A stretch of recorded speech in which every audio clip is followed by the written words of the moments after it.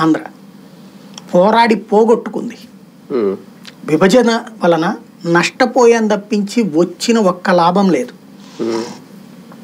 భవిష్యత్తు మీద ఆశతో మనకి మనం తయారవుదాం అని ఆంధ్రాకి పట్టిన శాపం ఏంటంటే ప్రపంచం మొత్తం బ్రతుకుతారు మనవాళ్లే, ప్రపంచంలోని అనేక కీలక రంగాల్లో మనవాళ్లే ఉన్నారు.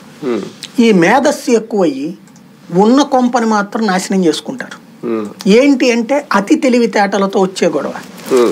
మొట్టమొదట తమిళనాడు నుంచి విడిపోయిన నాడు కర్నూలు, ఆ తర్వాత భవనాల కోసం హైదరాబాద్తో కలిసాం. ఇప్పుడు విడిపోయాం. విడిపోయిన టైంలో ప్లానింగ్ ఉందా? ఈ 3 ట్రిప్పుల్లో ఎక్కడా మనకి ప్లానింగ్ లేదు.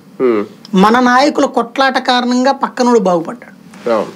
ఇప్పుడు ఈ దఫా వచ్చేటప్పటికి ఒక ఆకాంక్ష విపరీతంగా ఉంది. ఎందుకని?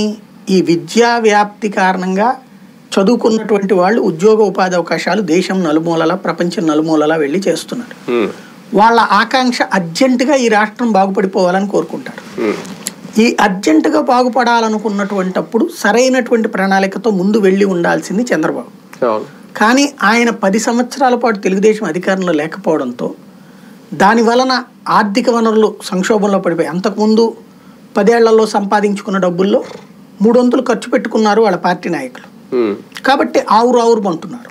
ఆ ఆకలితో ఉన్న వాళ్ళ ఆకలి తీర్చడం కోసం అమరావతిని కాస్త అవినీతి కుంభకోణం కిందకి మార్చుకున్నారు. అమరావతి చుట్టూ భూములు కొనుక్కోవడం,